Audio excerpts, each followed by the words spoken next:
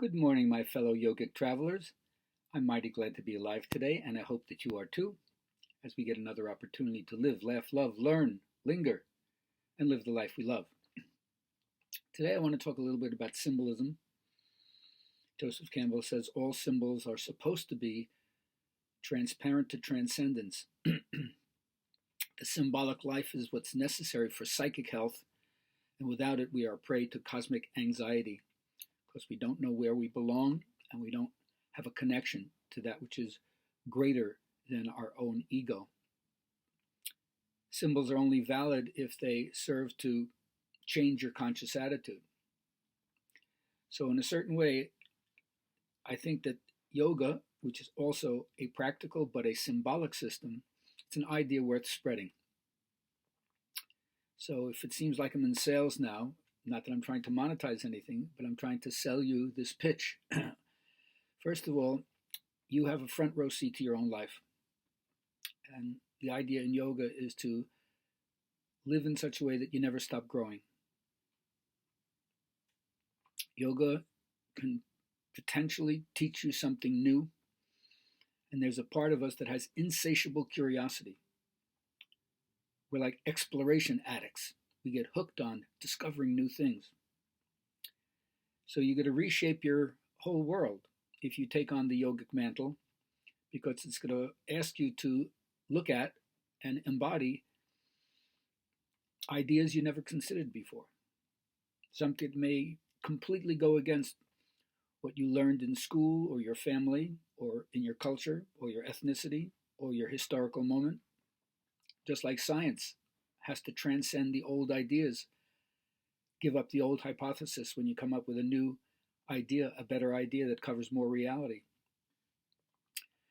So unfortunately, I think that we live in a time where what I call the sacred canopy has collapsed, and the things that used to give us protection and covered us doesn't work anymore. It's almost like we've all lost our bearings, and now we're obliged to make our own way, the individual search for the meaningful life. And considering how in some ways we're taught to just follow and to just believe, because remember, when we're talking about religion,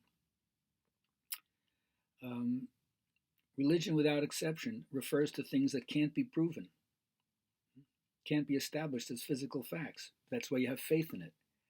So symbols are the things that help you move from something that's more material into something that's more abstract.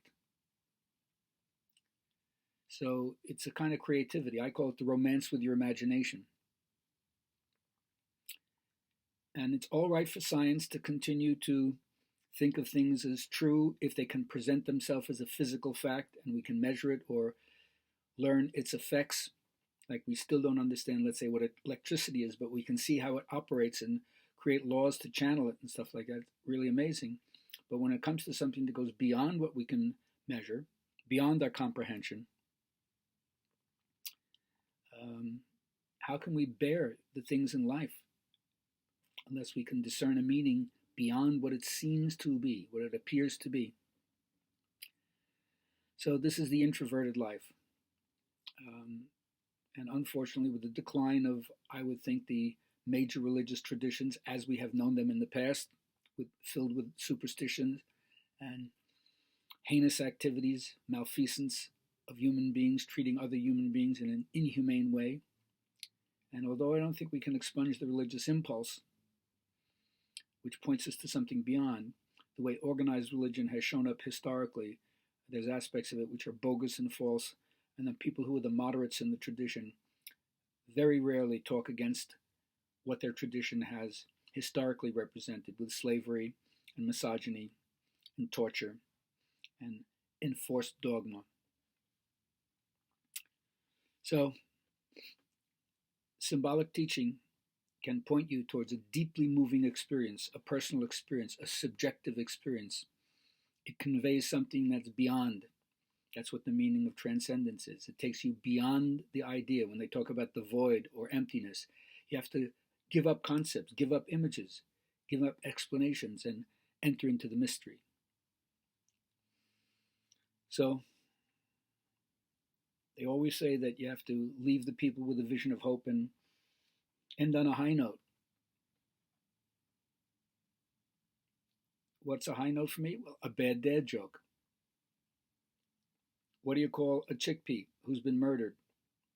Homicide.